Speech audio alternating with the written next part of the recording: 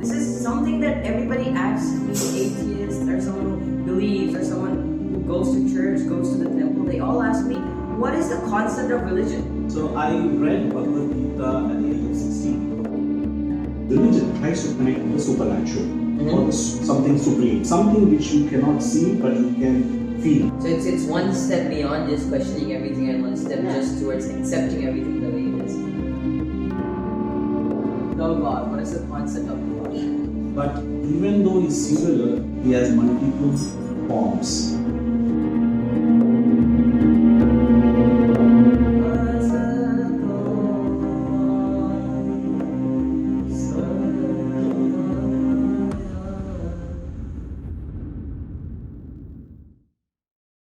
Hey everybody, well, today's the first episode of our new podcast, Entangled with Truth, where we're going to be talking about some very old or even rather new ideas that are often just covered with other stuff that, you have to sort through it. It's like any pure gold that you find in rivers. You gotta sieve it so many times to actually get the pure gold. That's exactly what stuff like religion, stuff like political theories, stuff like social work or social life or even the society. It's all just filled with truth, but at a certain point it's also filled with stuff that you don't really want and it just confuses you. Today I have with me Mr. Vijay. Yes, namaste. Rather than me introducing himself, because I don't know that much about him, let's just give him the mic to introduce himself. Sure, before that, can we do a short prayer? Oh yeah, sure. So we're going to be doing the prayer of Asatoma Satgamaya, which is essentially from untruth to truth, and from the unlight to light, darkness to light, and from mortality to immortality, Om Shanti Shanti Shanti, which means give me peace. Yeah. Asatoma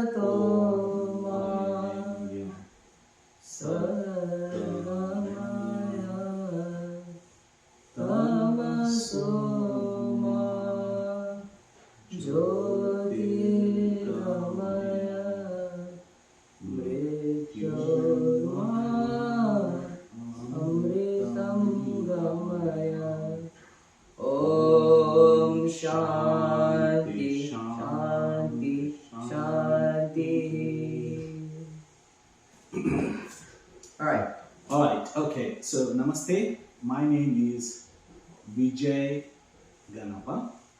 I'm a veteran from the Indian Air Force, served there for 6 years. Right now I live in US, in Atlanta. So I thank Swayam for bringing on me for this show. I know it's his first podcast and also my first official interview in this capacity. So we both are first timers in that sense. So please excuse us if something goes wrong. But the essence is we'll try to stay on the essence and target.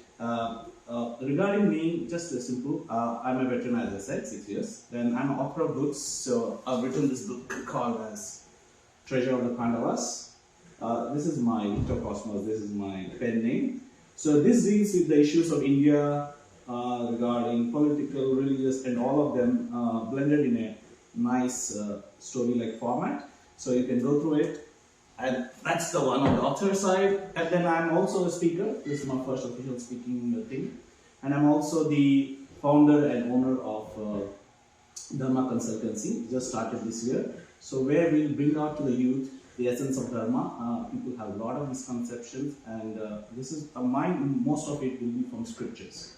So it is not my imagination. Most of them will be from scriptures. I kind of analyze and put them in perspective, but of course perspective is mine, but from the scriptures. Thank you, that's all in short. So everything's backed up, everything has an evidence to it, and also we're straight to the point. We're not gonna be going around the point, we're just gonna be straight bullseye, and that's it. The straight truth. Alright, so now that we have gotten the introductions, we would like to start with the very first burning question, right?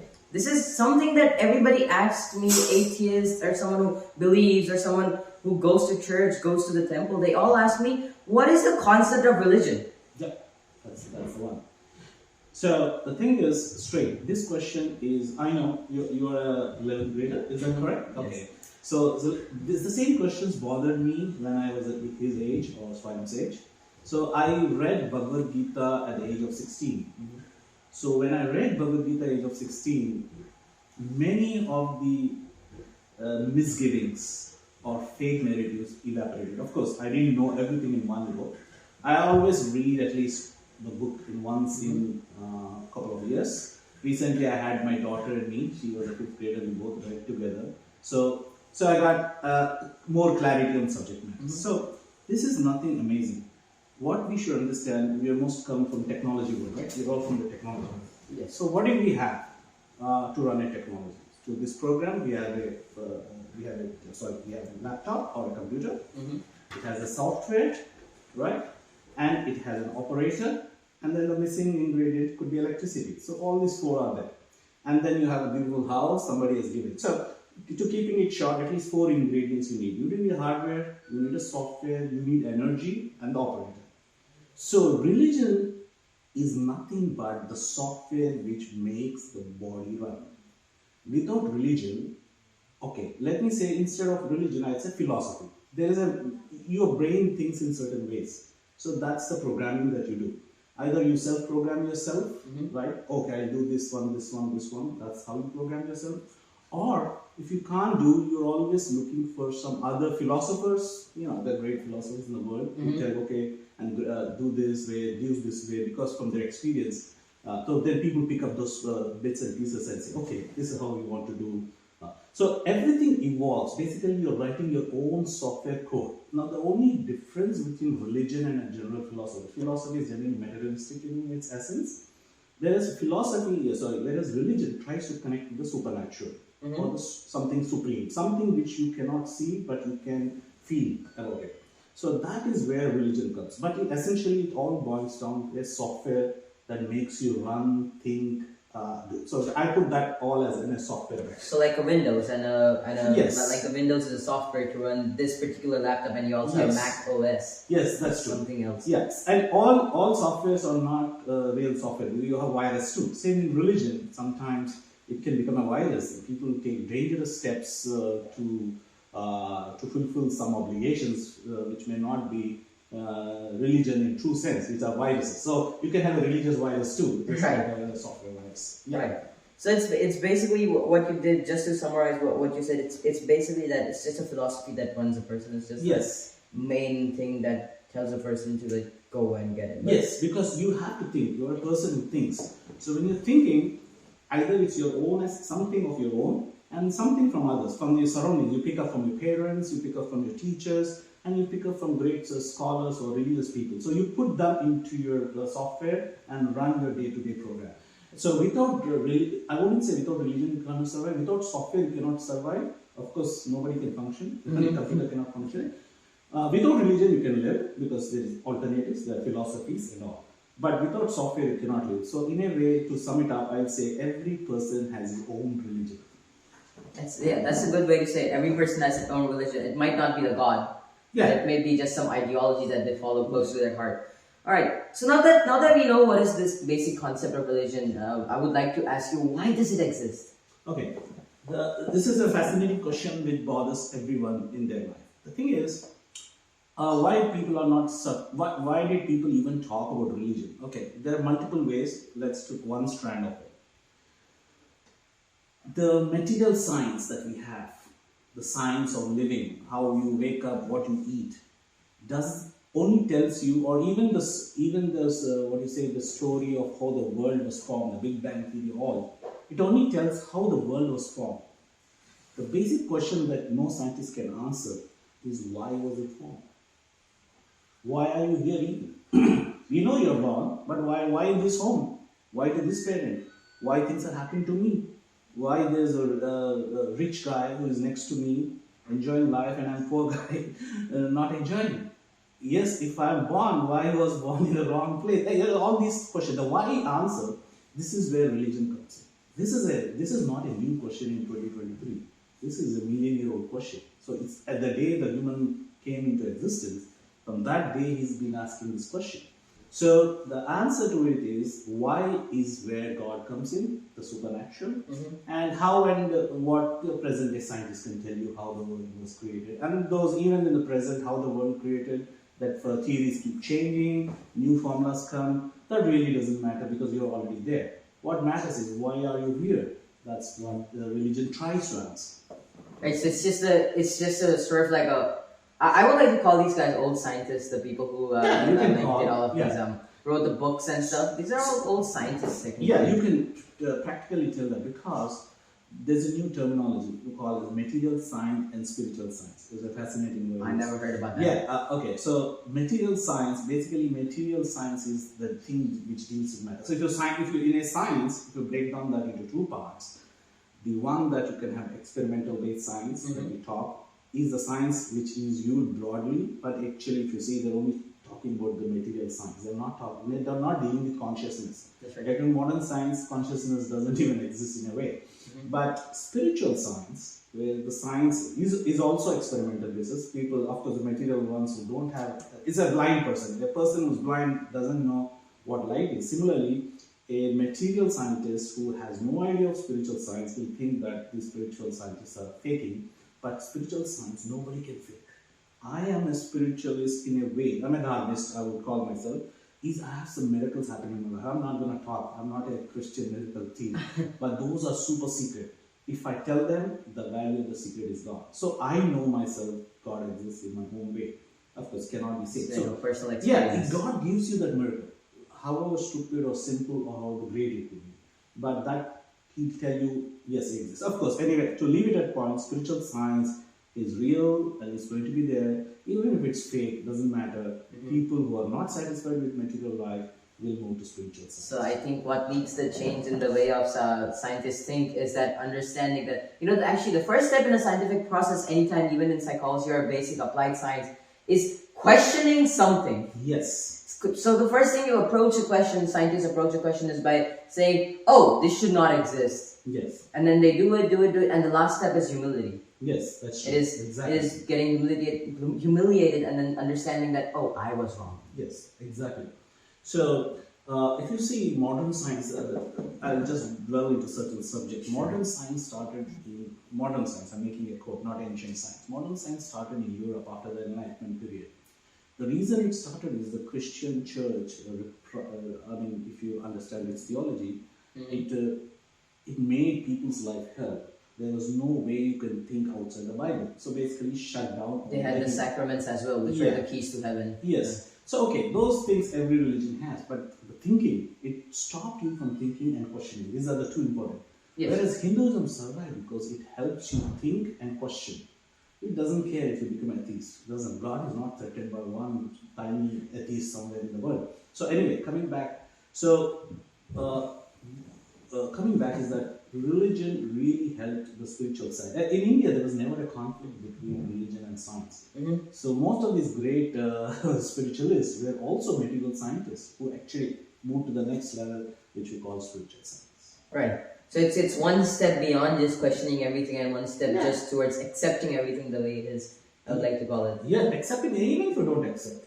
You have a right to question and right to think. First of all, right to think and right to question. Even the Bhagavad Gita is nothing but question and answers. Arjuna challenges Krishna at every stage. So Krishna answers, he is not threatened by Arjuna's question. So a real God is a person who doesn't get threatened by questions. Right. And by free thinking. Otherwise, how can you say love God when there is a person who has no freedom to love? If God gives a person a freedom to love, then only there is a meaning of, of course, God should give freedom for people to think and question, then only the love comes second. This is actually really funny. What you're talking about is also the basis of John Locke's theory of the freedom to speech and the freedom to liberty and stuff. Yeah, that's right. Now, this is an interesting question. The question could be, why only gods have to tell, or spiritual book has to tell this fun when a human being can do? People don't realize that we have been spiritual humans. Those codes, the code of Veda, the knowledge is also already in your heart. Basically, you're resonating with the resonance frequency when you do the testing. So it's just in your Basically, DNA. when you resonate with the outside world, then you say the same thing which is already encoded. Whether it's in a spiritual book, is actually encoded in your Atma itself. You're traveling with that formula right there. It only comes out. Yeah. There's actually a really funny experiment I would like you viewers to try if you ever find that time. Is that if you want to just experiment this? It's a very small experiment. Try to figure out the 3 sounds that you can make without moving your tongue. Like Interesting. it's just the three sounds essentially are just a, u, and There's nothing more than you can place your tongue anywhere in your mouth and make any sounds after that, but the three bases are a, u, and So the very main small word, or we like to call it the primeval sound, at least in Hinduism, it's Oh, Just some people call it om, some people call it Yeah. Now the reason for it being is that the starts near your navel region, which is where your all the 70,000 nadis, which are all the energy points meet with the inbuilt resonance. That's where it starts, and then u starts near the soft spot near this rib cage, and then starts here and ends over here near the third eye, as people like to call it. Now, if you say it all together, you'll actually feel it resonating inside of you and every part of you. Yes. So it's really funny. I think viewers should give it a try before questioning why it exists or how it exists. Just give it a try. You will know what we're talking about. All right. So now the next question that I want to ask you is that can we term religion as the main gear of a society or as the main gear of culture? Yes. Culture versus religion. Yes, you can say that. As I said, culture is a sum total of your beliefs, ideas. It's a sum total of all your thinking process. That's how culture forms. Now, religion is an essential part of that cultural process. So, you can say religion or philosophy, to a certain extent, is the main ingredients of a culture. And then, through culture comes customs. So, just to define more clarity for your youth audience, is, as I said, culture is a sum total of your thinking process. So, in that, let's say, they say, okay, please show respect to elders. Right. That is your value or a theme that you want to input. How do you show? How do you show is where the customs comes. Some people may go and touch the feet. That's we do in India. In China, in Arab countries or Middle Eastern, they go and hug. In Europe, they generally shake hands. It's all love. All three are showing respect. I mean, it can be translated in, again, you can have more mix and matches. I don't want to get into those dynamics. Just showing of respect or love can be three different ways. So those are the customs. So that's the essential difference between culture and custom. And as I said, coming back, religion is one of the important ingredients in the culture. Right. So basically what you're saying is that religion is one of the main, because is it actually written in these religions that you should, to show respect, you should go touch the feet or something? No, it doesn't say that. It only tells you the value. The custom is created by the human being. Right. So it's just that I think in Japan or in China, one of these few East Asian nations, they actually do a custom called kowtow, which is basically for elders, you fall on your feet, on your knees, and then you bend down and touch their feet. Yes. So that's another way of showing. Basically, it should be in your heart. I mean, what you demonstrate, people can fall on the ground without any respect. The real respect is in your heart. Right. So that is more important than just the physical. Even if you don't show respect, if you feel respectful for somebody, that person can feel it actually. Right, so that's what religion is. So to answer the question, I guess religion is the main gear of culture. Is the main or one of the main? Let's one put of it the main. Because there are some cultures that are totally atheistic. Communism is totally devoid of God. They also have a culture.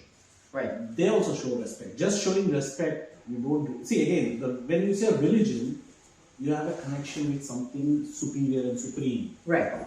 So in some cultures that may not be there, but still the value system can be formed. Right, animistic, like people who just worship the earth. Yeah, but they're still, yes, in a way, yes. Animistic, because they are seeing something observable. They want something which they can observe and feel the potency of God. So instead of saying it is the only one, I would say it is one of the main ingredients. There are multiple, but this is one of the main. Yeah. All right. So now the next question that we have been talking about, the supreme, if you want to put it in other terms, it's a god, or you can call it. So what is the god, and what is the concept of it? If not the god, what is the concept of the god? Okay. See again, as I said, we go back to the software that we talked about. So different softwares define it differently. Okay. In the Christian or the Abrahamic traditions, it is mostly a creator God. There is no maintainer or destroyer God. And he's supreme. And then in the Hindu theology, there are three different persons responsible for the creation: Brahma, then maintenance Vishnu, Shiva as the destroyer. But even in Hinduism, all three functions are done by the one himself. Mhm. So in one of the scriptures, when one of the devotee asked Bhagwan to appear, all three appeared.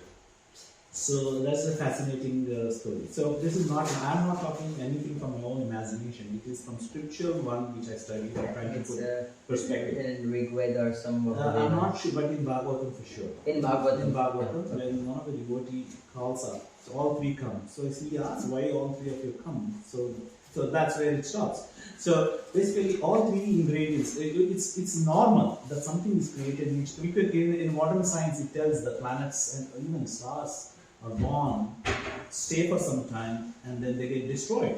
So Hinduism, the question of science was there, which I actually got distracted. Yes. Was that modern science was developed in Europe after the Christian missionaries. So what happened is their template was they were going fighting against the Christian thought process.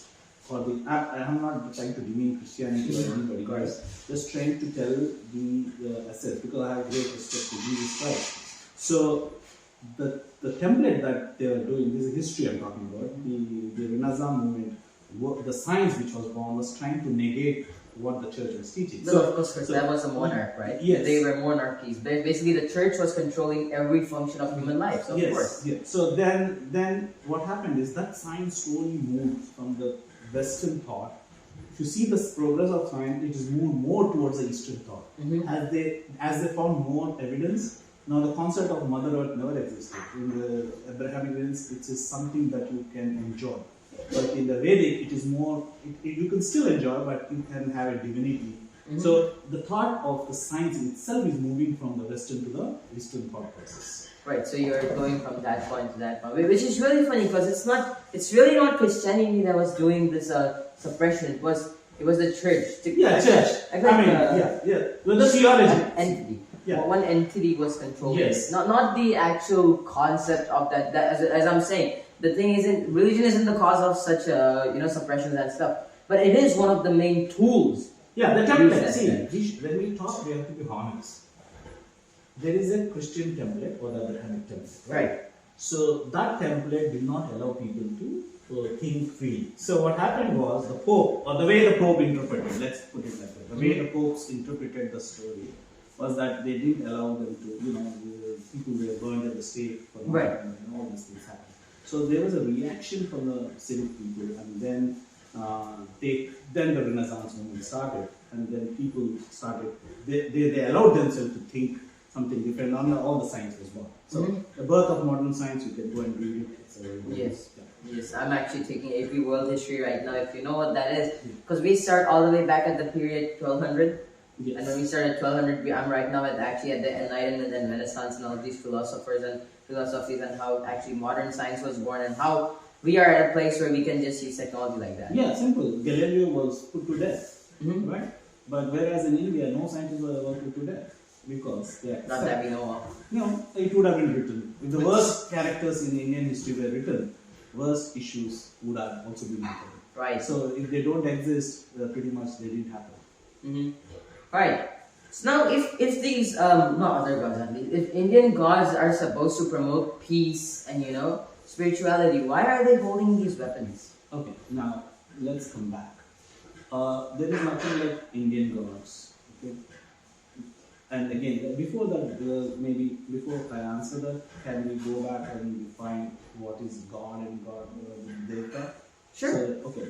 Now, so from the Abrahamic, there are two big, from the Abrahamic tradition, when God is generally singular. And in Dharmic tradition, God is also singular actually. But even though he's singular, he has multiple forms. Multiple things. So within the single, he is multiple. So it's very unique. So the singularity is multiplicity, the multiplicity is singularity. The way it is, I explained to you, all three devtas. Okay, so more important, Bhagavan is one singular person. Right, so he's the God in that sense. Yeah, but you can't really put God is equal to Bhagavan. That's not, because if you understand what God means, the meaning of God and the meaning of Bhagavan, you know they are totally different. Right. But even for our understanding's sake, if you say God is Bhagavan, for this time being, Then the people like Indra, Chandra, who are they are devatas. So in Dharmic or Hindu tradition, Bhagwan is singular in aspect, having multiplicity within him, whereas devatas are the material functionaries. They're like the vice president or the directors of different departments. Like you have, let's say you have Sony Electricity run by one CEO, some other gas, Atlanta Gas run by some CEO. These are the providers of different things to the humanity, or just humanity doesn't mean just Earth. I meant there are so many solar systems, so many, that's a mind-boggling stuff going on. So they are the controllers. So Hinduism says 330 million gods. That's a wrong translation by somebody from Europe. Probably 330 million devatas. Devata. Devatas. They are the controllers of the material world. They are not Bhagwan in any way, form. Even if you get yogic practice, you can actually become one of those if you want to. So it's like a temporary positions.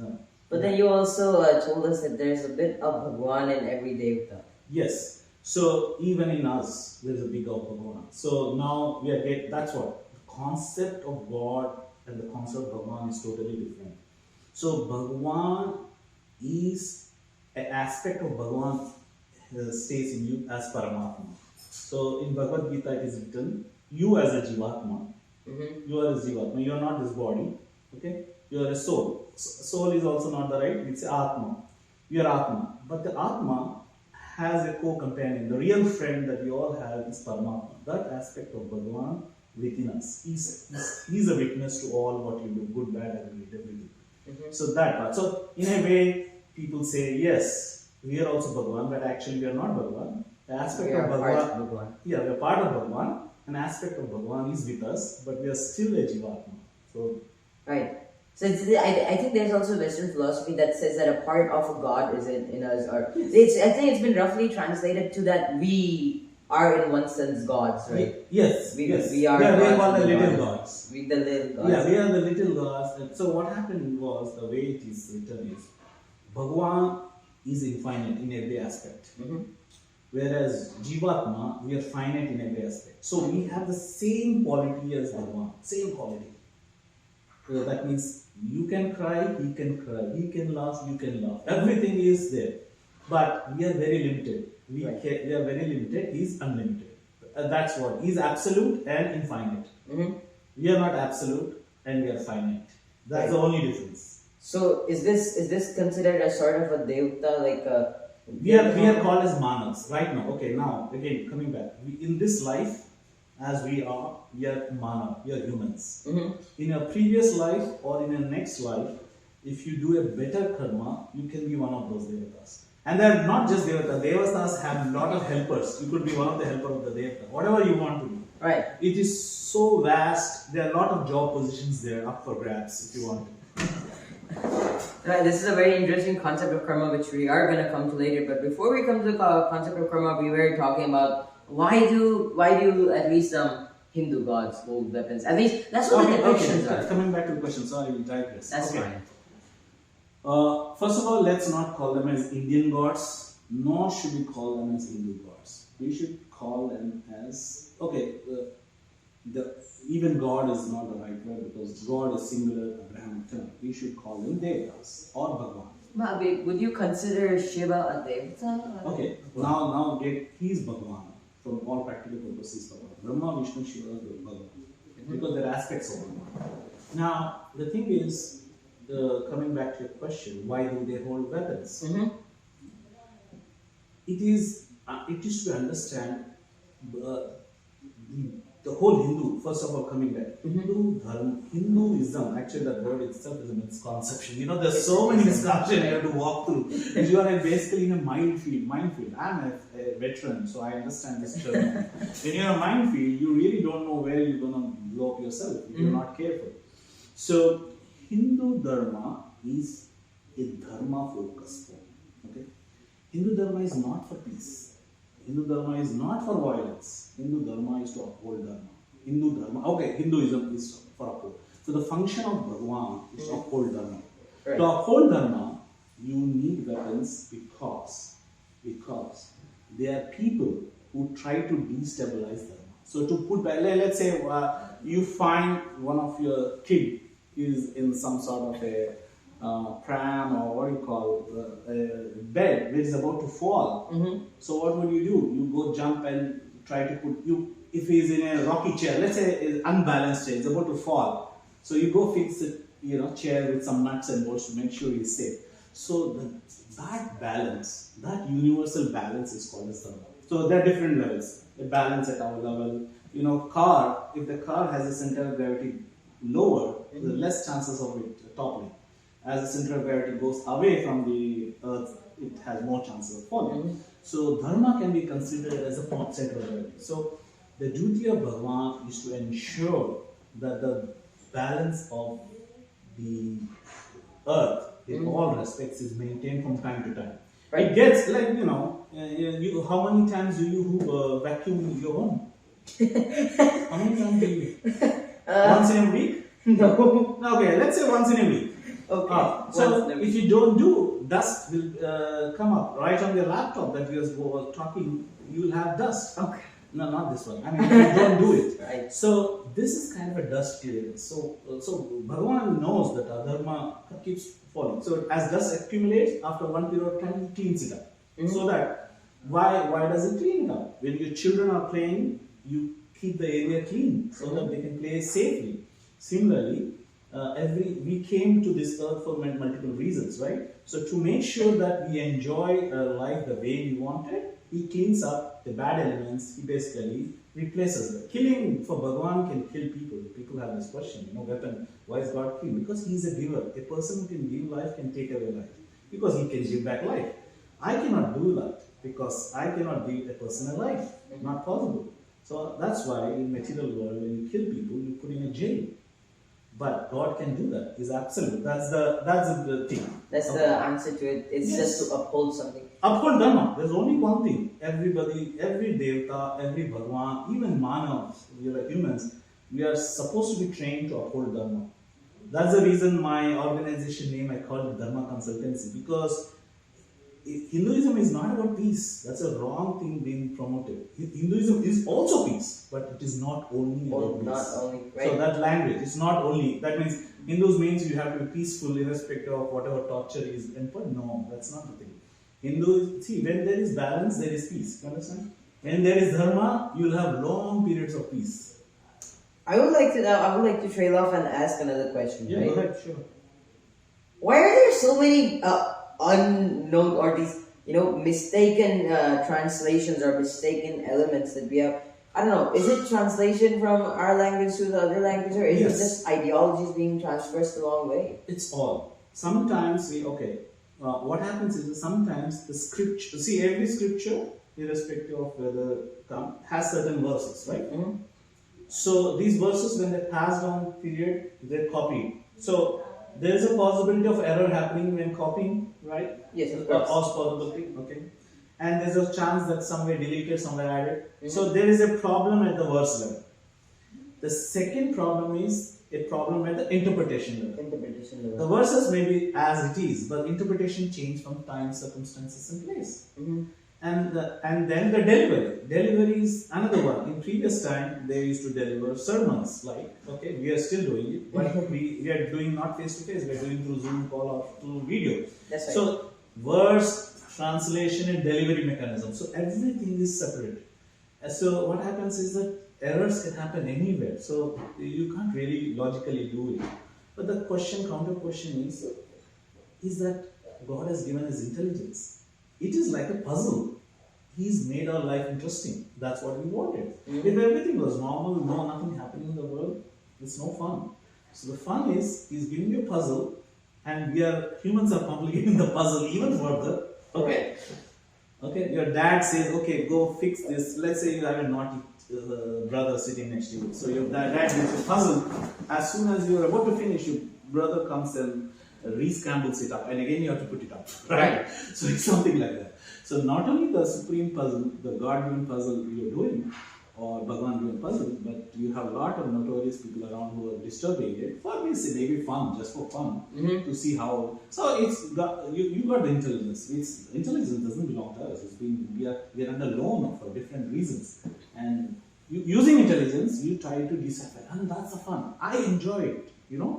From 16 years I started my journey. I see so much tremendous change in me, and I'm enjoying feeling it. If the puzzle wasn't there, maybe it was so good I've been boring.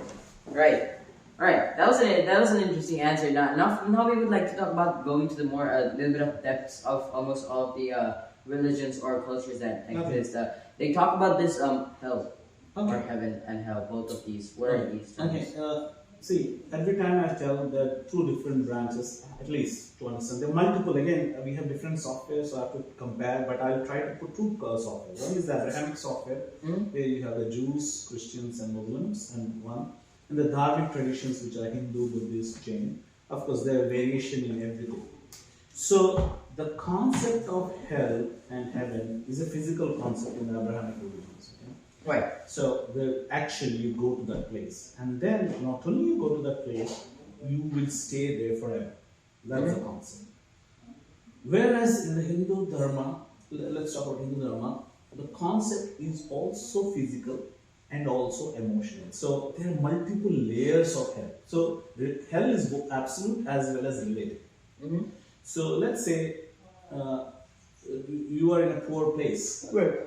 In a shanty, in a home, smelly and all. And then you come to a better suburb, a better home, a home like yours, let's say. So you're in better. So it's a relative. Physically, you have moved from one place to another place. Okay. So in a sense, this is absolute, but absolute relative. This is both absolute and relatively unique. But sometimes in the same place, one day you feel so overjoyed and enthusiastic. Someday you feel miserable, depressed. That is a living hell, It's a hell which you created in your own mind.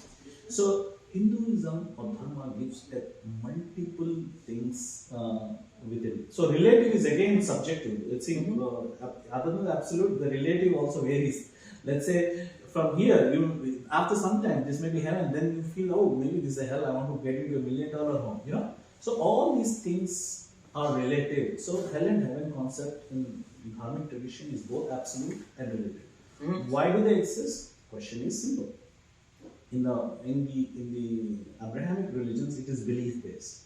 If you don't believe your God, you are thrown in hell. Okay?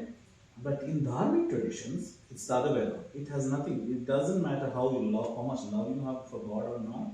If you do a bad act, if you don't pay your taxes, you go down, you put in a jail. Right. So if you do bad things to bad people, bad things will happen to you. It's absolute, eye for eye and love for love. So if you do good things, you get promoted. That's how Devatas. People can become Devatas, and there are stories when Devatas have been condemned and they take life in a earth or in a patal, where we have the concept of swarg. So the heaven of the Abrahamic tradition is nothing but the swarga of the Hindu tradition. So where there is pleasures, long life, long physical. See I know we're all teenagers and 18 years, so they have more fun. The fun that you consider, those type of funs you have in heaven. But hell will be depriving of all those things that you wanted. They say, hell, what is hell? Hell means you want to do something and you cannot do it. So that's hell.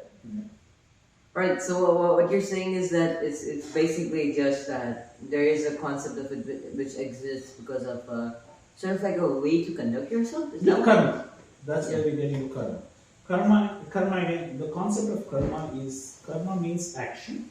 Karma also means it's reaction. It's a result, end result. So when I say I'm doing karma, that means you're acting. When I say, oh, my karma is bad, means the result. Both are called as karma, interestingly. So because of concept of karma actually absolutely and correctly explains why somebody moves from one body to another body and from what level to which level. So if you know the theory of karma, you pretty much will understand the movement of the next life of the Atma. So which life you're going to take. But then how do we define this? What is good karma or what is bad karma, or is it just karma? Okay. See again. When you say good and bad karma, you're basically judging it, right? When you say good and bad, you're judging. Let's say positive and negative. Okay, more scientific. Positive means where let's say you're in stocks, right?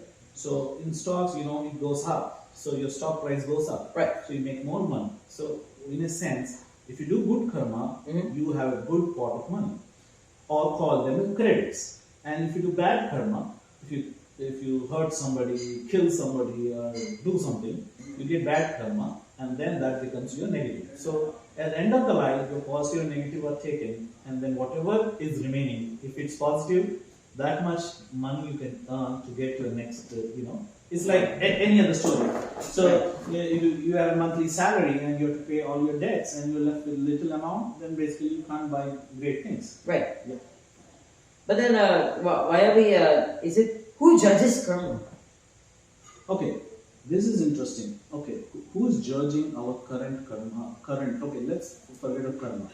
Who is judging our current situation? Like, if you do you jump a traffic light. Why do you get points? Who is judging? The government or the police? Why? Because we're sensible people. We have our senses. We don't have to say who should decide, why should we decide. If you want to live in a society where nobody should question you, go live in a forest, go live in a jungle. That's what rich people used to do. If you don't want to live by the rules, go by living yourself, where you can do whatever you want. But if you live in a civic society, we have given up that freedom of self-thing. We want to do what everybody feels is correct. So it's a community guidance, I would say. That's how it is. So I think we have talked a lot about Hinduism now. We have been talking a lot about here and there about what its essence is, and we have also talked about what is the technical Hinduism. It's actually the ism point. I don't think it exists in Hinduism. It's more of a Hindu dharma. It's a Hindu dharma. Ism was used in a negative, derogatory way, but that's okay. That's fine. So now I want to ask you in Hinduism we see like Hinduism or the Hindu dharma. We see a lot of these rituals where the people come to your house and maybe they do some havan, maybe they do some puja, which they say you benefit from. So what are the significance of these rituals? Okay, so let me put it like this. Let's say every day morning you have a routine. Ritual is nothing but a routine. Right. So you create your own routine. That means within the routine you have good habits and bad habits. If you have a bad habit, your day, the day is going to be bad. Right. And you have a good habit, most likely let's say you have a good habit, your health will be good. Your health will be good, you'll have a better, mood, you're in a good mood.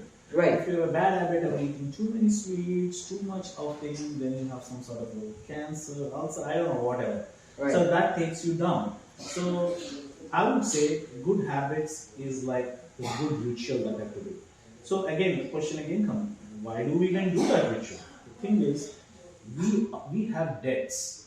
Debts. Let's say you have light, right? Today your dad doesn't pay. What would happen in 1 month's time? There will be no electricity. Yes, that. Let's say you don't pay for your water. Your water will be taken away.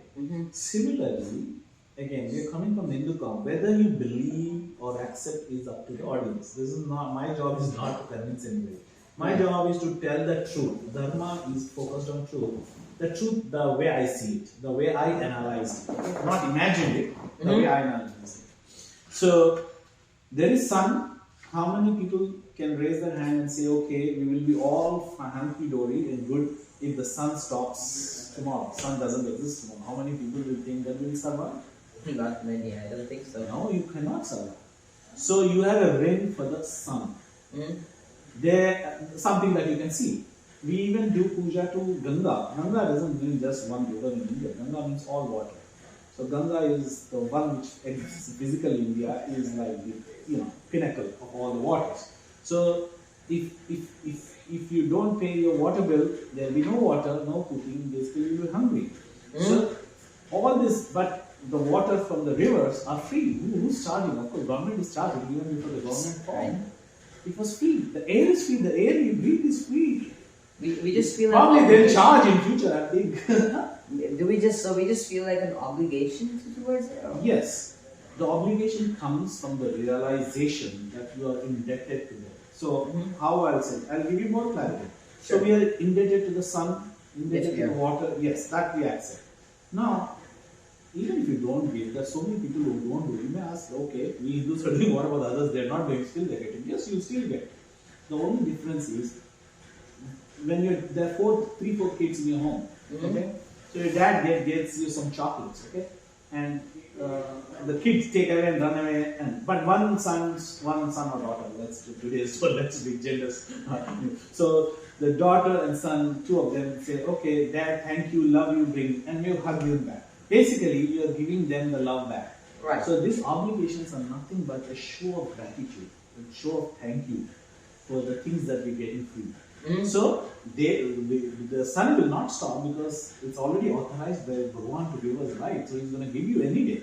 But if you say thank you, you will feel happy. You're making another soul happy. So why not do that? That's right. That's the whole aim. But what happens is that people don't know this essence. They make it such a ritual becomes so boring. And even I don't like rituals to a certain degree. I agree. 10-15 minutes, I'm okay. Not beyond that.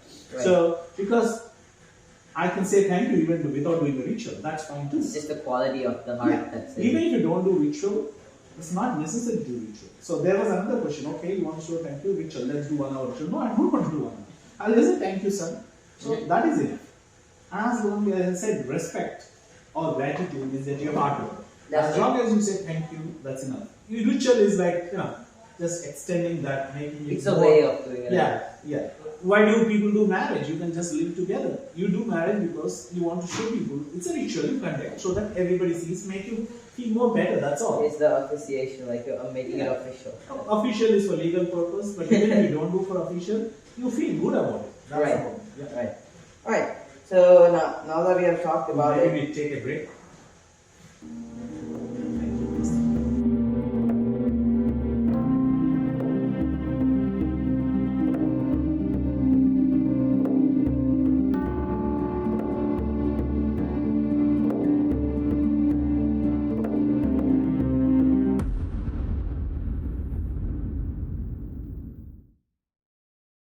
Alright, so now that we're back from the break, I have another good question to ask you, right? Now that we have been talking about so much about these gods and with the capital G or the small g and the devatas and all. What is why are there so many devatas? 330 million. Or why are there so many gods that exist? There's not only one. There is multiple. As explained, most of these devatas are for universal maintenance. And they have millions and trillions of planets and galaxies in the universe. So they are catering for different aspects, not just the sun, light, water.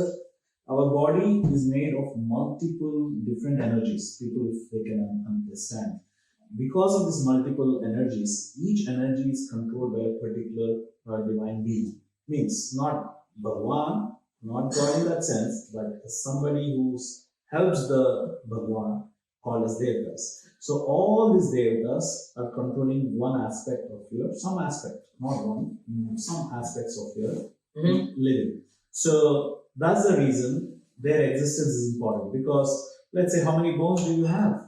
276 of them. 206, I think. That's the last time they taught me. Alright, so I'm not saying each bone has a devata, that's not what I mean. And what I mean is that, are you okay if one of the bones is missing? Maybe. A couple of bones, maybe. A couple of bones, maybe. But if your femur is missing, which is a leg bone, you won't be happy. Similarly, our body, our mind, our emotions are all controlled by one being. And their contribution is important. See, that's the reason when people are born, some people are born with ailments. And for someone to think, okay, on an external level, it looks like, okay, something got wrong, but nobody really knows why it has happened. They're going for DNA, GNA, all that is fine. Because that particular Atma or that particular person had a bad habit. So what happens is when you are given certain things as a privilege. So this is all privilege we are getting. People don't understand that. The human life is a privilege that is given to us, and the energies through which we are born. That's 72 energy. So there's so many things to discover. Even I do not know everything of it.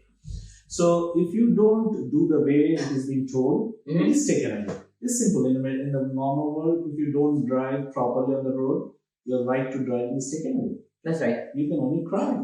But that's the reason you have multiple devatas taking care, and that's why it's our obligation and to thank them for what they're giving and try to maintain the instructions they're given. The more important, thanking is important. But if you thank and don't do the instruction, then still it's a bad thing, right? You say, okay, thank you, God, you gave me $1 million, but I'm going to gamble and get out, lose everything. No, that's not the way you should.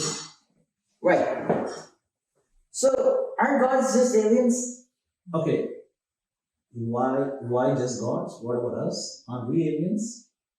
To other organisms, maybe? Yeah. So, according to Hindu Dharma, again, coming back, we are all aliens in some way because due to karma, we take birth in multiple places. We are not aliens as of now because in this lifetime, if you take this snapshot as this life, if you take two snapshots, this life timeline and you are on Earth, you're not alien. But if you consider your multiple lives, maybe let's say 100 lives, actually you're eternal, so we don't know how many lives you have. That's not our job, not necessary. Let's say you are 100 lives. Most probably not all are on Earth. You have been in some other planets, probably. And not all the times you've been human. You have been in some other forms. Okay, there is a logical explanation in Bhagavatam how the forms takes, but that's a separate discussion when we have a session totally dedicated to that we can do. Yeah, right now, I would say, so in a way we are aliens. We are alien to this earth because we don't know where is our source. Actually, according to Bhagavatam, I can tell you, but just to keep the suspense, we don't know where we have come from. Right. And we don't know where we're going to. So we are alien on a search. We are all ancient aliens. So Devtas are super beings. Mm-hmm. The concept of all the superheroes is nothing but Devtas. Yeah. Right. So Devta concept is nothing new. They're all superheroes. Whether it's Thor from the Greek stories or the new ones created in Marvel, they're all because we crave for it, because it's inside us. I told you, all these are encoded inside us. Mm-hmm. So we crave for us because in Kali Yuga, that's important. Kali Yuga, the superiors, you are not going to come here because they let us humans have their own fun now. In previous ages, in the Satya Yuga, you could have Devtas coming to meet you from other planets and all.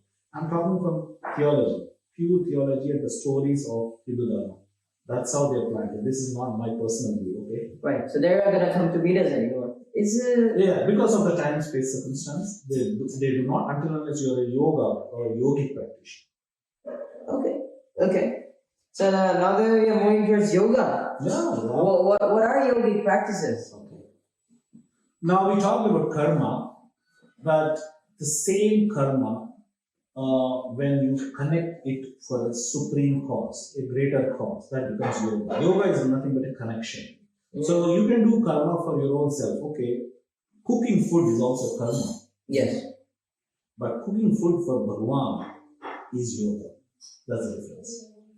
Oh, I still don't understand. So let me put. Okay, cooking food for yourself is selfishness. Cooking food for the community is selflessness. That's right. Okay. Similarly, cooking food for us is karma. You're doing an act for yourself is karma. Mm-hmm. When you do for Bhagwan or his representatives, let's say some guru comes. Let's instead Bhagwan, we all offer food to Bhagwan. That's right. That's a different question whether he eats or not. That we can get into that. But let's say some guru comes who is a spiritual guru. Okay? Mm-hmm. I'm not a guru. I'm just a teacher. So the guru comes out of respect because of him. You prepare food for him. Yes. You also eat. So that becomes spiritual. Whenever you're connecting an act for a higher cause, spiritual cause, that becomes yoga. Otherwise, there's no use of yoga. So at this modern days when you go to the gym, right? Yeah. You're calling yoga for fitness is not yoga? No, that's not yoga. That's a wrong, total misconception of the very idea of yoga. Okay, so now let's come into yoga. Yoga is connected to the Supreme, otherwise yoga has no place. The thing that they're doing is not even yoga. I know it's controversial, but that's true. If you ask any other spiritual master, I know many of them, they will tell you with authenticity. Now, what happens is, yoga is connection, right? The connection can be done 4 different ways. Since we're talking about yoga, let's stick to the actual theological aspect. That's right. The 4 types of yogas. Yoga is one, but it has 4 aspects to it. One is called as Jnana Yoga, knowledge. That's in Bhagavad as well. Yeah, anything that tells you about the Supreme, anything, just sitting like this, armchair, listening to our talk is itself a Jnana Yoga. Yeah, knowledge. Mm-hmm. Then comes your Then comes your karma yoga. Karma yoga is that you do good activities. Okay, I'm saying karma is doing good. I told cooking food for the community is good. But if you're doing for Janmashtami or you're doing for Shivji's puja, then it becomes spiritual. That's right. Because God is involved. Bhagwan is involved in that. The moment aspect of Bhagwan is involved, then it becomes spiritual. Okay, there are many levels into it, but let's not get into it. So similarly, that is what is if you do karma, good act, then that becomes karma yoga for spiritual. Right. Not just karma. Then you have Ashtanga. Then let's come to Bhakti Yoga. Bhakti Yoga is where you get emotionally connected. Where emotions are. You start loving people. Is that what Bhakti is? Yes. If you start loving your family, first you love yourself, okay? That is selfish. Well, it's not wrong, okay? Being selfish is not wrong when you have to love yourself, otherwise you can't love yourself, basically. Then you love your family, still material. Then you start loving Bhagwan or love his associates, maybe some great person will love Jesus, maybe. Okay? So that brings you the love for spiritual connection. Okay? And love Krishna, love Shivji, love Brahma. So all this becomes spiritual. So that is Bhakti Yoga. That is devotion. Right. Now we come to Ashtanga Yoga, which is mostly people get confused. Ashtanga Yoga, you see in all other yogas, Ashtanga Yoga is where you physically go and connect with the Supreme. The rest are not physical connection. None of them are physical. Okay? One is mental, Jnana Yoga. One is emotional to your heart. Karma Yoga is more activity based, where you do. Ashtanga Yoga is where great people like Bhishma, where in spite of, generally when we move from one body to the other, it is Bhagwan who's taking you. He's taking you on a journey. You're in a long drive basically. But in Ashtanga Yoga, God gives you the power to take yourself where you want. So in Ashtanga Yoga, that is Ashtam means 8. There are 8 steps to yoga. The first is Yama Niyama. Then you have the Asana. I don't know which step. Yama Niyama is the first one, where you have rules, regulations, which most people don't follow. Okay? They jump to Asana. Asana is what you see in today's world, where people are doing physical activities. Right. So why they are doing physical activities? To get some strength and have more fun, material fun. That's not the thing.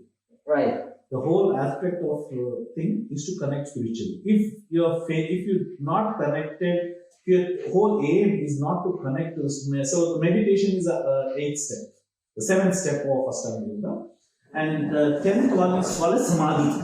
Then Samadhi means where you actually connect your entire body to the Supreme, including your physical body. It is so great. So basically, your whole body becomes spiritualized in one way. So until unless your aim is that, if you don't aim for that, then it can't be called as Ashtanga Yoga. It's just yoga. That's why it's yoga.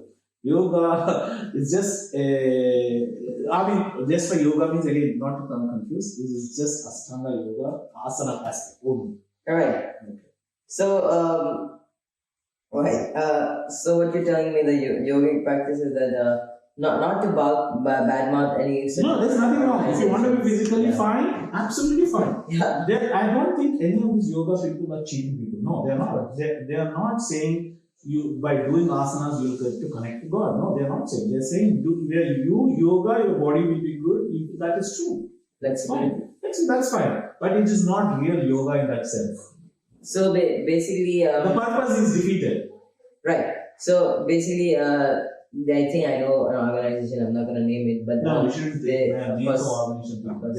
But they teach yoga, but it's not really religious yoga. But at the end of the day, it's still physical. So yeah, it works in the physical aspect. It's just not the yoga. It's the real purpose of yoga is not achieved. But let's say you want to study your PhD, but you stop at the bachelor's. But still, you didn't achieve your thing. But still, bachelor is also good. Right. So what I'm trying to tell is, even if you don't achieve the final purpose, doing all these type of yogas will take you to some stage. They give you material benefit, and there's nothing wrong to be materialistic. Right. You're all in this material world, right? You have to eat, sleep, so we have to do material. But what I'm trying to tell you is, don't mistake this yoga to that ultimate yoga that we are talking about. Right. So there's a difference between the ultimate yoga and actually the asanas. Asana is only one step to achieving the final samadhi.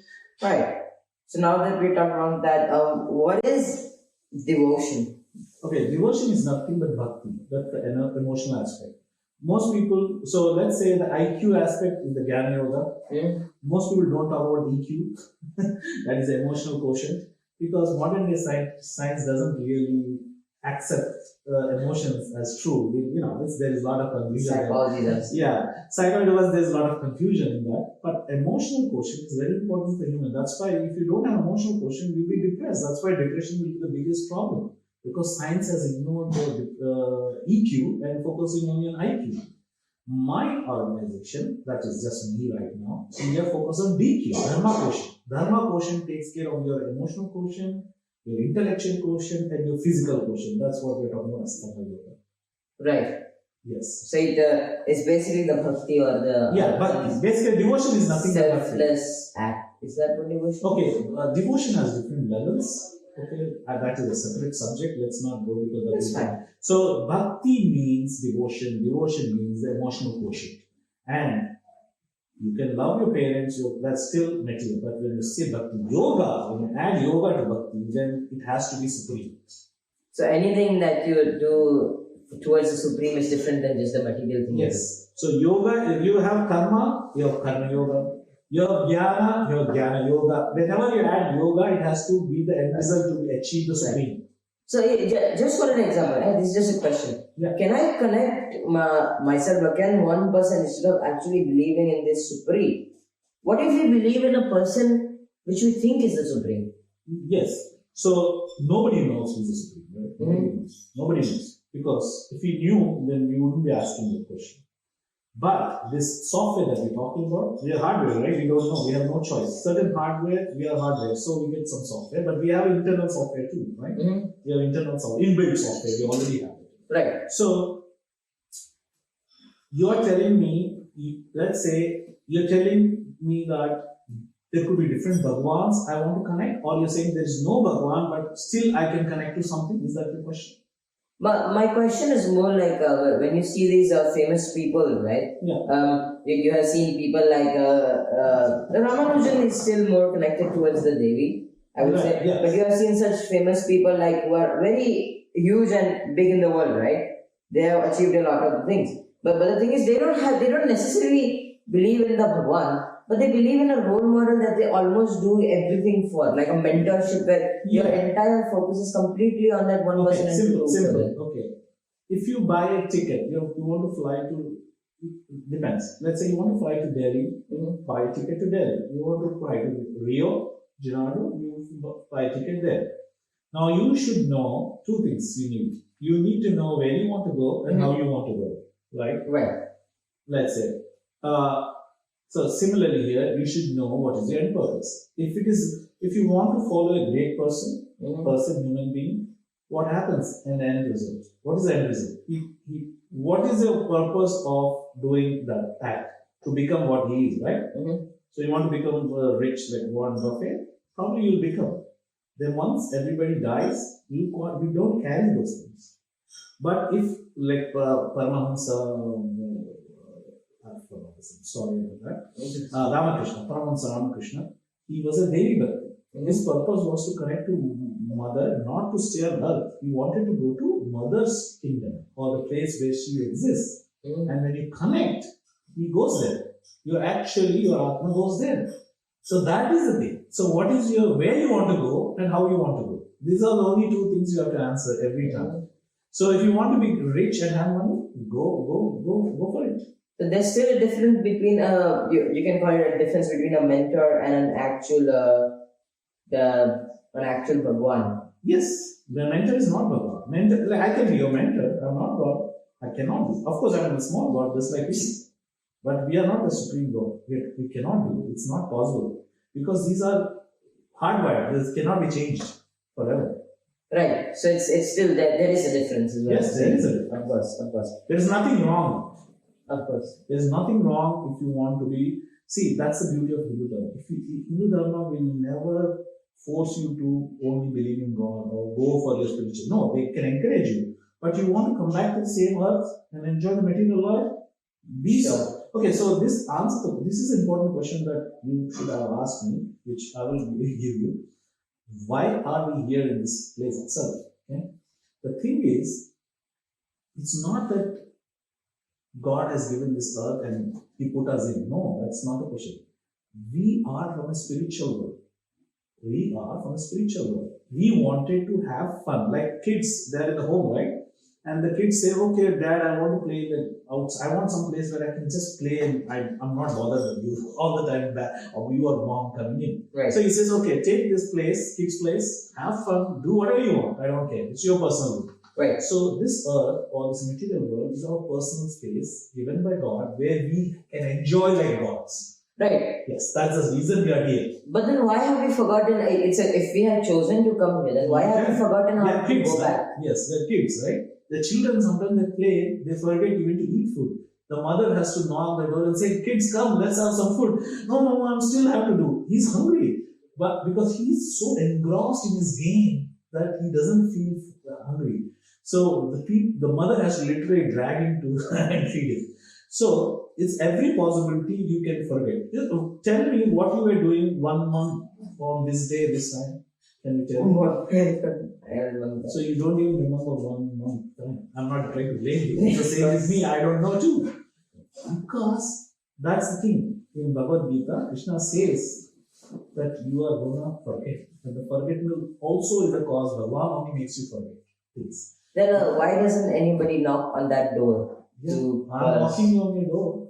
I'm knocking on all the doors that you are here. I'm not the parent, but I'm the ambassador said, like the elder, like in the story that I was talking about, the eldest kid who's responsible, he says, okay, mother may be busy cooking food, says, okay, go and get your younger brothers to the team. Like that, I'm like your elder brother coming in,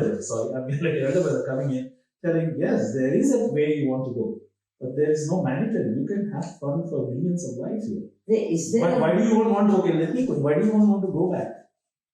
Because just like you said, it's more of a spiritual place. Like if you're done with the place, you're done with playing. That's true. That's the reason I'm asking. When do you want to go? When you're really tired and bored of it.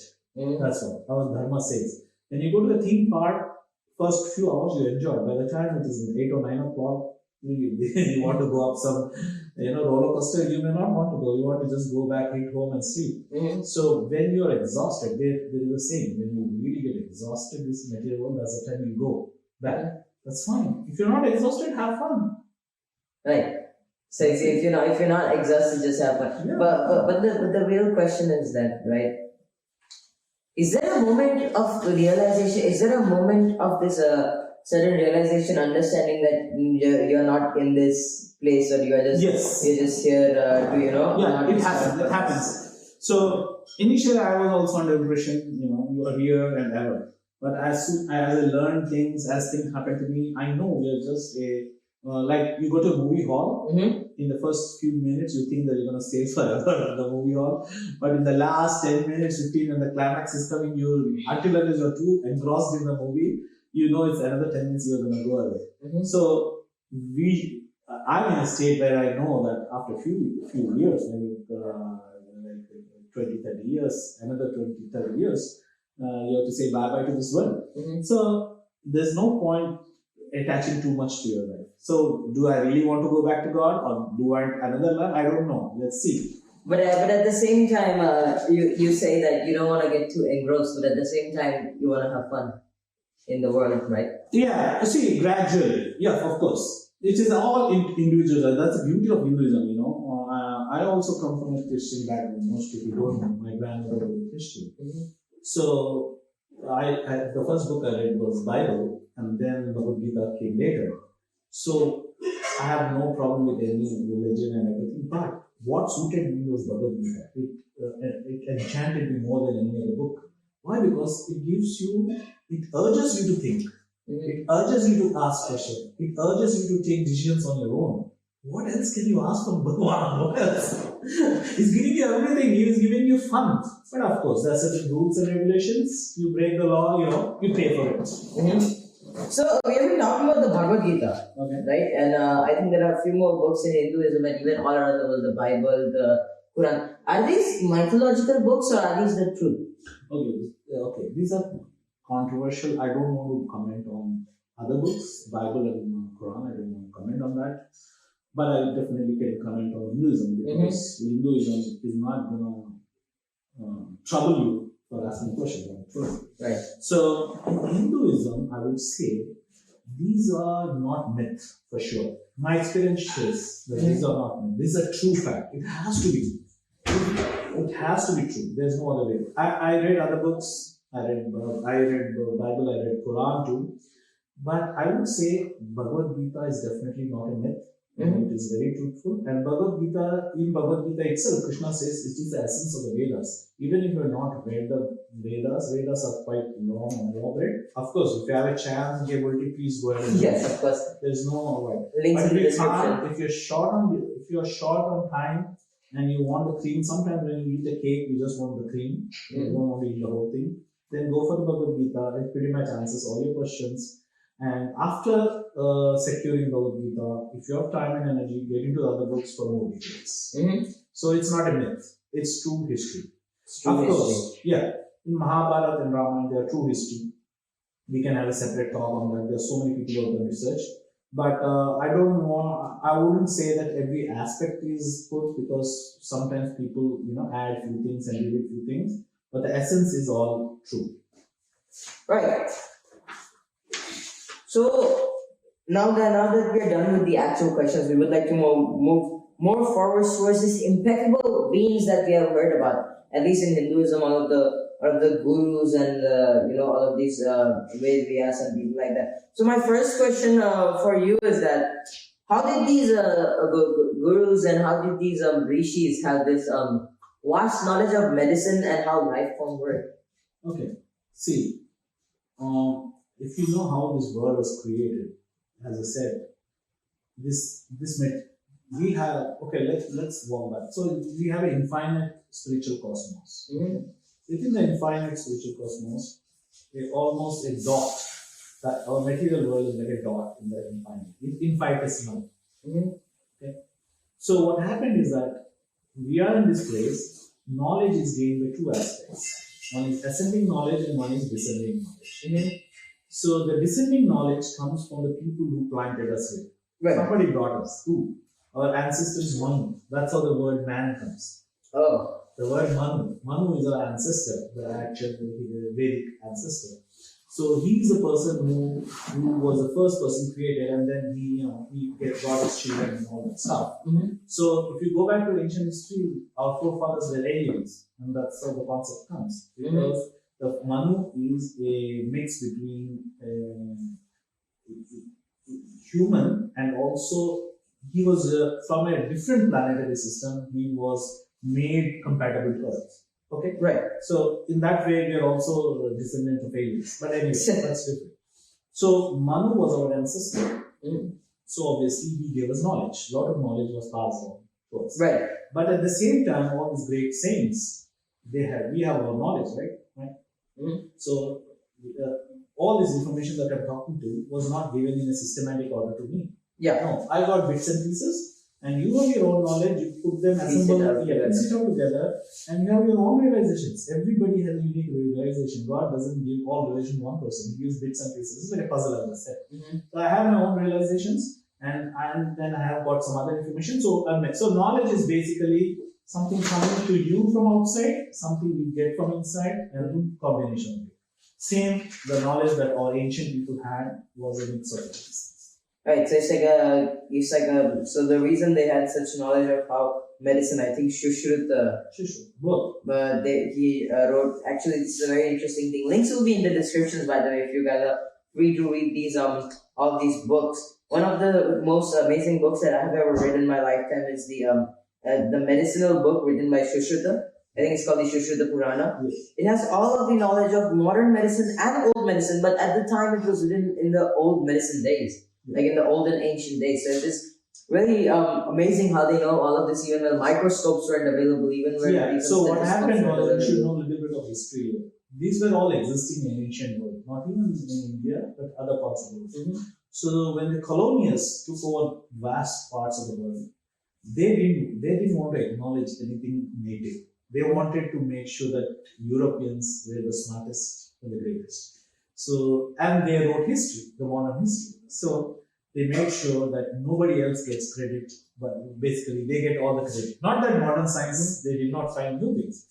If you really go back into history, you will know that some of the theories were stolen from ancient people and patented under their name. See, you know what's funny though? Back in the 1200s, right? Europe and Britain were really not, they were considered barbaric and not even part of the trade. The part of the trade was actually between Dar al-Islam, India, the south region, and the east region, the China, Ming China, India, and these parts. And these guys were never at war. Dar al-Islam was always accepting, sometimes maybe they'll create the small places for their own communities, the diasporic communities, but still, all of these centers were very, not patenting anyone. But as soon as the Europe comes into the equation, it's more of them starting to do, it's really more of their feudal system, which is monarch, that everything is with one king instead of multiple. Yeah, there could be multiple reasons. I mean, we can't hold every European or a white person to hostage for that, because they're bad people in all races and colors, whether it's Indian, African, or, Mongol, everybody, they're good and bad people. It's a part of history where Europeans became bad, and they, created this patent system, and of course we still follow that now. So basically they stole many things, they say Britain stole $3 trillion pounds. Anyway, so these are it. So that's the reason credit was not given. It's not that suddenly we are discovering. No, it was always there. See, we don't copyright. That's one of the things. The Hinduism doesn't copyright anything. Yes, because this is ancient time, it was not copyrighted. But I would say in modern times we have to copyright. Otherwise, people will start, faking the stories. So I think it's more than blaming any particular people. I think this is important for as humanity grows. Patenting is important because so that wrong information is not patented as a truth. So it's not owning that yes, this belongs to me. It's more like that. What is there? Don't alter it. Exactly, for that reason, not to make money. Not to make money, of course. Yeah, I think that's one of the major arguments that I had as well when I look at these new riots and it's human versus human. I'm often broken down and I'm like, why is humans fighting with humans, Because at the end of the day, there's this one essence of just, we are humans. Maybe we should just make it. Yeah, because then why this happens again, you're getting to those other dynamics because the question is why humans fighting humans? Because in Kali Yuga, so every yuga, different kinds of people come. So in the Satya Yuga, which we call the Golden Age, then you have the Silver Age, then you have the Bronze Age, and then you have the Iron Age, which is Kali Yuga. In Kali Yuga, the type of Atmas coming on the earth are not very evolved. Okay? So, Bhagwan also, see, when you go to movie hall, not all 1 million people can sit in one movie hall. No, they cannot. They have to send, okay, you go in this time, go in this time, go in this time, go in. So in Kali Yuga, we are in such a play when the worst of the worst Atmas are coming to demonstrate their capabilities. So eventually humanity will fight. At the end of the Kali Yuga, all humanity will kill each other at the end of Kali Yuga, which is millions of years. That's very dark. No, but then the Golden Age will start and the new souls will come. Now, so what is the question is, do you still want to be unevolved? That's the question we have to ask us. Do we want to still be unevolved or should we evolve ourselves so that we can take a birth in Golden Age? That's the question we need to ask. But I thought the pinnacle of evolvement was at this point that being at this level of information and technology is our evolution. This evolution is material science is there, but spiritually people are evolving. They are not really evolving. They are not many. In ancient times, there were more evolved people. The few cogs that we were talking about before, the religion, the motives, and whatever the inner built customs are, those are developing. Is that it? No, the quality of human. Let me put it like America maybe 50 years back was very rich, more better. But as more people come in, more resources are used, the quality of life is going to go down. That's right. So the quality of the Atmas are going down, so there will be more conflict. Answering to your question, you will not have less conflicts, you will have more conflicts. Okay. The question is, we can't stop this, but at least can we evolve ourselves and go to a better place? But that also requires the understanding from everybody, right? But that's the whole thing. This is like a big matrix, right? So, again, if the moment you say everybody should think like that, means we want, it's like another kind of conversion, right? So we want to convert everybody into good. Goodness is also not, see, if everybody is good, also is not good. You understand what I mean? That's right. The yin and yang, right? Yeah. There's some good and bad and some bad and that's good. right. Say there was one scientist, let's say he wanted everybody to live, and suddenly everybody started living. What will happen? The dystopian society. No, there will be trillion people on Earth, and there will be people will start eating each other. There's actually a really interesting story called The Sight, which I have actually right there. The Sight story is basically that everybody is an immortal, so they have to appoint humans who can go and really kill people like the Grim Reaper. Could be. So what I'm saying is that in a movie hall, if one show is going on and people don't want to go and the other show people come, they have to sit on each other's lap and then another will come. So that's not going to happen. The moment your time is over, you have to go. That's right. So now that we talk about this, I have to of course ask about at least in India we have these amazing temples which are built with such immaculate precision. I think there's a temple near Maharashtra which is basically carved out of the side of a mountain, amazingly carved out of the side of the mountain with very unique precision. You know, every part is so minute, and I guess there's temples in South India which are so tall. You know, have these small, and they're interlocked. You know, not use cement or something. They're made with interlocking technologies. How is this possible? This is fascinating to me. How are these people make this? Okay. So these temples were in India for sure, because India was the epicenter of all this great activity. But these type of things were also there in other places, in Middle East and all, where Petra is stocks carved out of stone. But if you know, ancient and before Islam and Christianity, the whole area, the whole earth was Sanatana. They were all Hindu in a way.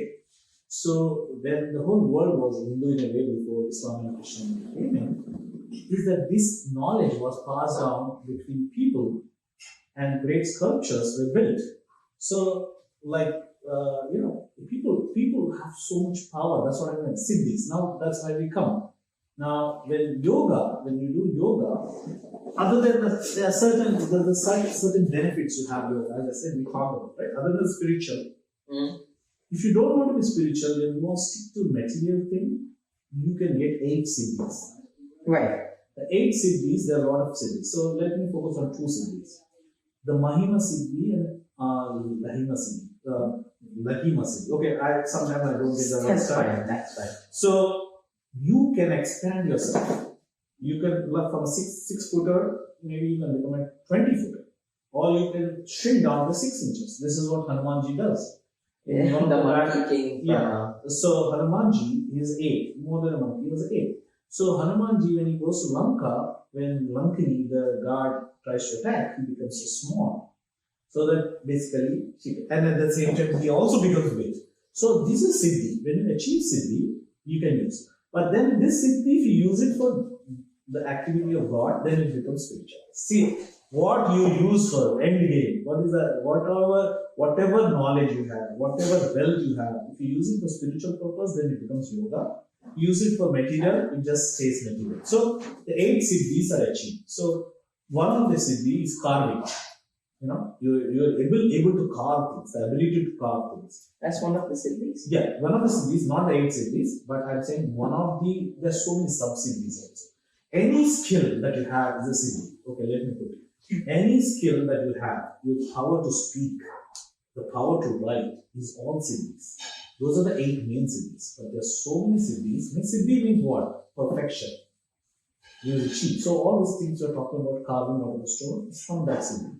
And that you are getting it because when you do some yogic activity, you get material benefit, you get spiritual too. But even if you fall short of spiritual, you still get the material. That's right. You know what's actually interesting? You were talking about the Lanka, the story of Lanka. There's also another part of it. We'll talk about that later, though. Yeah. The story of Ravana and other. Yeah, those details. Yes. Now that we know how are these amazing temples built, right? We were talking about karma before. We went into the details of how karma is formed, bad karma, good karma, or just negative or positive karma. Oh, in the Gita, the Bhagavad, it is written that it is said actually that one must not worry about karma. Yes. One must just do the action. So what does it actually mean? Yeah. So okay, I think this is one of the fascinating things which people misquote all the time. It took me so many years to get out of that. Okay, just to clarify one, I didn't say there is no bad karma and good karma. I said we cannot decide on bad and good karma. That's It right. is Bhagwan who can decide. So for our discussion's sake, I just put it positive, negative, so easy for understanding. Otherwise, there is bad and good, which Yamaraj again. Yes, He yes. decides. So, sorry, I missed the point. What was that? It was in the Gita. Gita. Okay. So in the Gita, because my mind is cluttered with so much information, so I'm trying to make sure I get the right input output. Okay. So he says, focus. Okay, when you work in office, generally what we say that result oriented, right? We want results. Yes. How do we get good results? When you act is correct. Yes. So what Krishna is telling is that please do your act correctly. And don't worry about result, because when your act is done correct, more or less your result will be correct. More or less. Right. But who gives the result? The final result, action. We have the right for action. The result is the blessing of Bhagavan. Right. If he doesn't want to give you, even if you do the right act, he will not give you. If he doesn't want. But God is not foolish. If you do the right thing, the right way, more or less 99%, you get the right result. There is always 1% of chance that you don't get it because something else went wrong. Maybe. Alright. So it's basically just means to not worry about the result. Is that it? Yeah, don't get obsessed. Let's say you do a good thing. Okay, what happens in generally? You try to do something good. Okay, something you want to do. You want some result. So when you get obsessed, you get into depression when it doesn't happen. So you should know that if you did something and you couldn't get the food, you try again. So focus on the good act. That's what we saw. We call in corporate way. Do the right way. When you do the right way, it is gonna be right. It is gonna be right. So it's actually if you want to practice, don't practice for winning something. Practice for the sake of joy. Yes, that's what they say. See, in competitive sportsmanship. What is sportsmanship? You're not thinking all the time of winning and losing. You're having a good time. Most people don't enjoy. If you're playing sports for the heck of playing and having fun, you'll have more fun than focus on winning and losing. Right. That is it. But doesn't mean you shouldn't win. Your focus on win should be appropriate. What Bhagwan is trying to tell you in a separate way is, don't get obsessed by it. Just play to win. That's what he's telling Arjuna. Fight for the right reasons. Win and loss. But don't make it too much. Yeah, don't get obsessed. Of course, you can't minimize anything to the very less. Like if you focus too much on the result, you don't actually act properly. Right. Let's say you have energy. Okay, 100 joules of energy. That's putting it. Yes. If you put 20% in action, 80% thinking about result, this will be a failure. That's right. If you put 90% in your action and 10% on the result, more or less you win. That's what he's talking about. It's like there is actually a very nice story in the Buddhist scripture where a man goes to get superpowers, and he's just sitting there for multiple days because no one asks you who you are. Right. Because that's one of the main big questions that they're trying to figure out, who am I? So they won't ask you who you are. Then one day, the grandmaster calls him in and they're like, I know what you want. You want superpowers. But what are you going to do with the superpowers? So that guy says, I do not care. I just want the superpowers so that I can fly on water, walk on water. So, okay. He said, okay, here are the 3 mantras. Then he gives him the 3 mantras. And at the end he says, but while saying these mantras, you must not think about monkeys. So the guy says, okay, not thinking about monkeys. Then he goes, runs back home, takes a shower, and suddenly starts to say it. And then the last step is like, must not think about monkeys. Suddenly his brain just explodes into monkeys. He wants to not think about monkeys, but that's all he'll think about. So I think that's what it really is. If you just keep on telling yourself, don't think about results, don't think about results, don't think about results, that's all you're going to think about. There is no subtraction in mind. There is only addition and multiplication. Yeah. Right. So now that we are almost at the end of our podcast today, I have 3 more questions which are really important. Okay, go ahead. One of them is, as youth enter the spiritual process, they are often confused by the vast number of gurus or spiritual teachers, right? What do you think about this enormous number of gurus? Are all of them true? Are all of them really, giving you the truth, should you listen to? Which one should they choose? How should they approach it? Okay. So now in our life, or let's say in my life, there's not one guru. There are multiple gurus. So I think we should not consider. This is my personal view. Okay. I don't think this is a negative thing to have more gurus. As I said before, everybody has his own religion. So if you have to carve your own religion, then you need a lot of inputs, especially in Kali. So you talk to different masters, gain from them. Some you like, some you don't like. Basically, you are actually having the resonance. I told you what you want. You are seeing if something resonates to what you already have inside. So when you talk to people, you'll get a lot of information. So some you take it as it is. Sometimes you feel this is a better one than what you have inside you. Right. So you discard yours and put that. So you're creating your own software to run for the future. So I don't think having many gurus is not a bad thing, because people are in different places. Not all people have access. Not all people are listening. The whole world is not listening to us. There may be some other speaker like me, some other person, host like you, is talking. So it's okay. I have no issues, but only thing what people should know is that not all gurus are correct. Not all gurus are bad. So some are, as I said, virus philosophies or religions. There could be some virus, real, true, authentic, patented or whatever you want to call, copyrighted.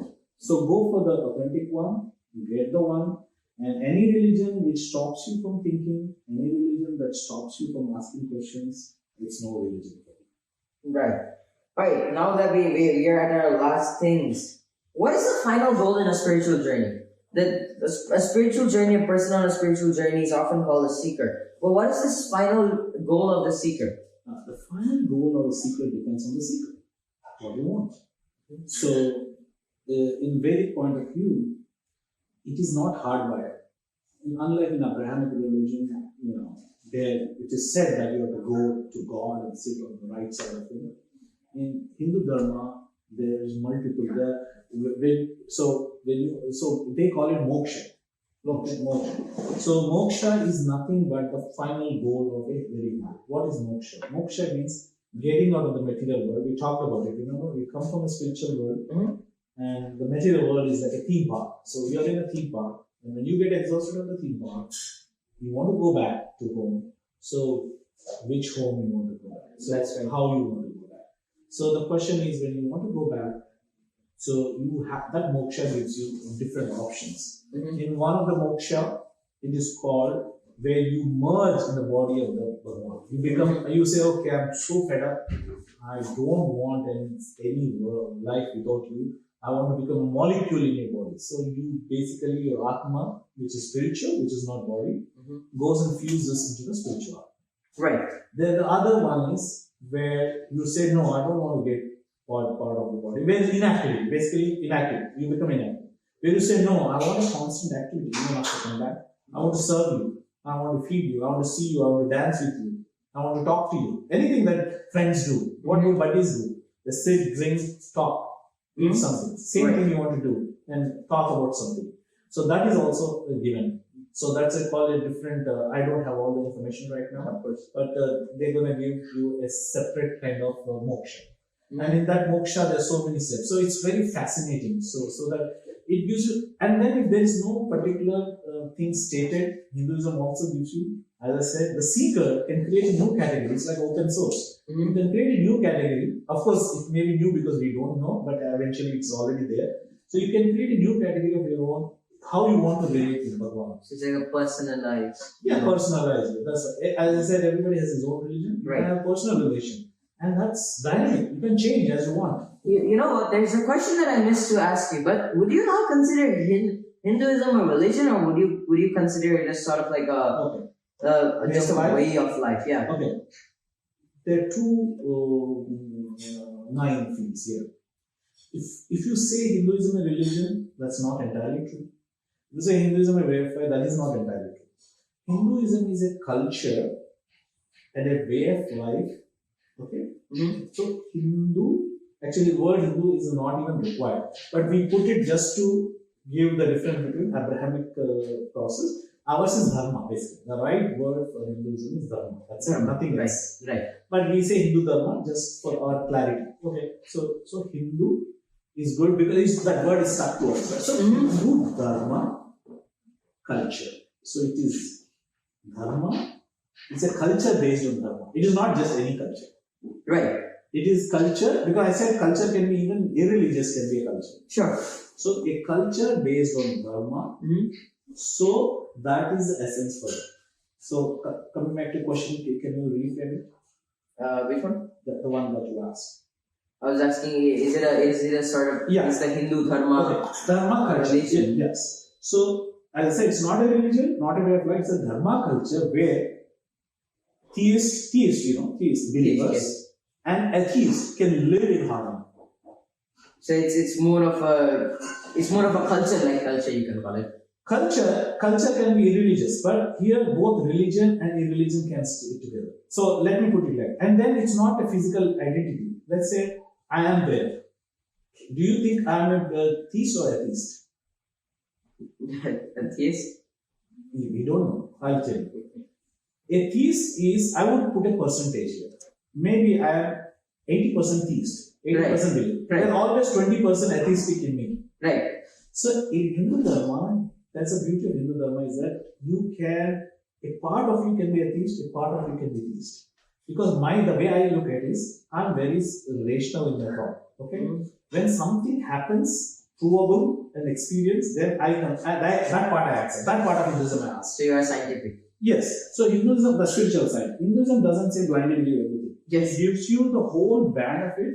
And as you realize, you keep putting, oh, this is good. Oh, this food is good. Let's say you go to a menu in a restaurant. It's not necessarily you eat everything. You take what you like and put. Okay. So similarly, Hinduism gives you which one you want to eat and like. So you can be a part theist and you can be a part atheist. So since I'm more majority is theist, you can call me theist. Right. I believe in God. Right. So some people, my father doesn't believe in God. He doesn't enter a temple. But he's atheistic. And there's one person I know who's totally doesn't believe in Bhagwan, but she's totally happy to be Hindu. How is it possible? But this is not available in Abrahamic. In Abrahamic, this is just to understand. Is that either you believe or you're a non-believer. Non-believer has no place in Christianity. Right. Non-believer has no place. I don't talk about other religions. I'm only comparing Christianity and Hinduism because my grandmother was a Christian and she used to tell me stories of Jesus and great stories. And so I always had great affection for her and great respect for Jesus, But at the same time, I know certain things that they have. It is their people, their belief. So we are not trying to say somebody is good or bad, but I am want to be honest and truthful as what that system teaches. That's all. Right. So instead of being to compare it to analogy, instead of being a 3-set course meal, that you're only going to get this, Hinduism is more like a buffet that you can taste everything. Or you can just sit there, not eat anything. Exactly. Sometimes you go, all the people are eating, you're already full, you don't want to eat. That's also a sign. Yeah. Alright. That was a good session today. Now that we're at the very last question. Yeah, sure, go ahead. At the very, very last question, which is extremely important for any viewers watching, especially the young viewers. What are your suggestions to youths starting their spiritual journey, their very first step? What is your suggestions to them? Okay. The moment you decided to walk the path of spiritual, that means you want to connect to the Supreme. Right? That's the basic line. That's how I take it. So, what I would suggest is go read the Bhagavad Gita. Doesn't matter what religion you belong. You may be Christian, Muslim, Jew. Doesn't matter. Go read Bhagavad Gita. Give it a chance. Right. See what does it say. If you don't like it, throw it. Throw it. Let's keep it.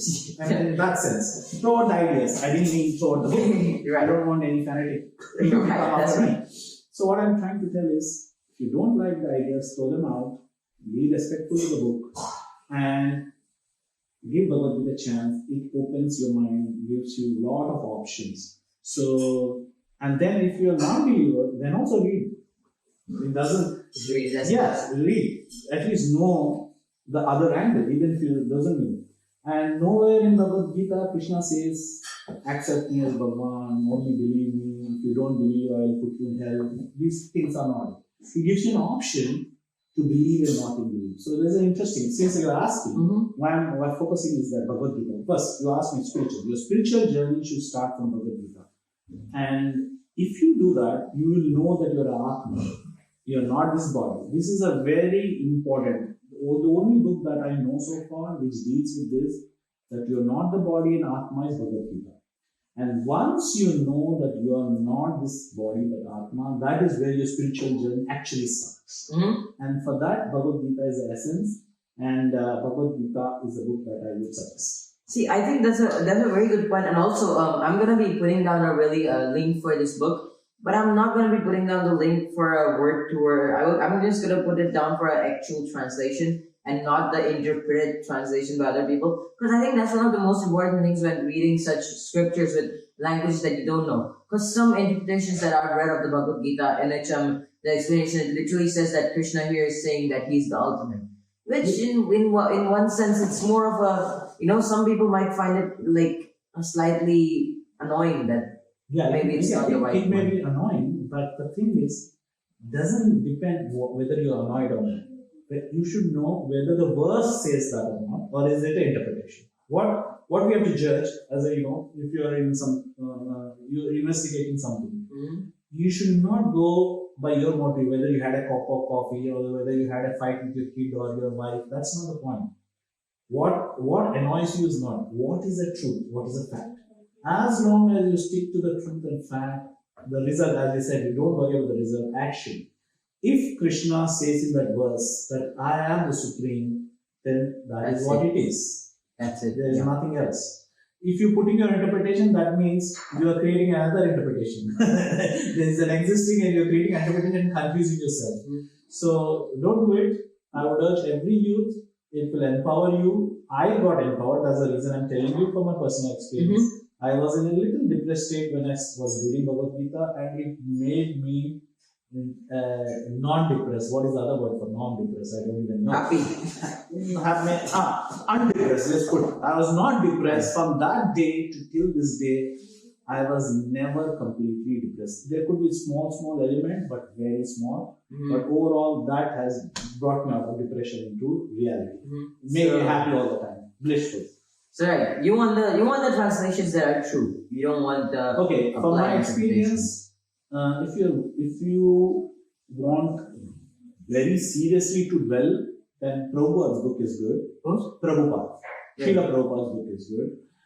Vivekananda gave not Vivekananda. There are other Chinmaya Mission books are also there. So yes, I know only two books. So I would right now. There's a Bhagavad Gita as it is, which is I think that is Prabhupada right there. Even the next below the Holy Bible. So you want me to bring it down? No, it's fine. You can just wait. It's fine.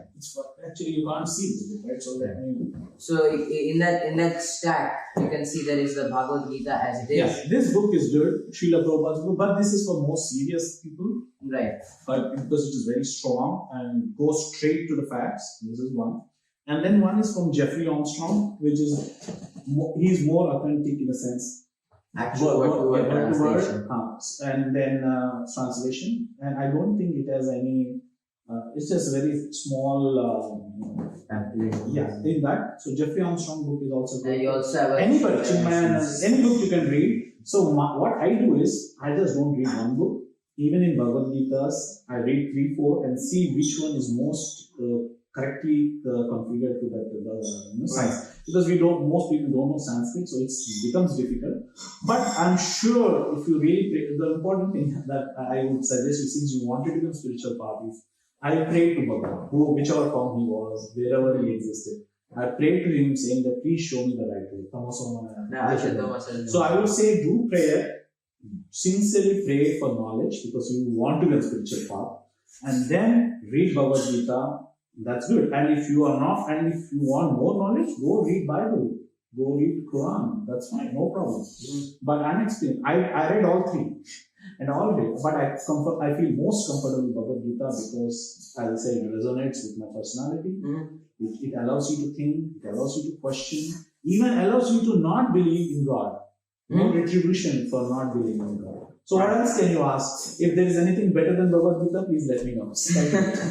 All right. Thank you so much. Thank you everybody for your time. I wish you all the best. And this is maybe a trendsetter and a unique, I don't know, I just came into my mind today is interview in 20 years down the line, I want to interview with him. I want to be him to be great Dharma hero, I call the Dharma hero. More than superheroes, we need Dharma hero to save this world.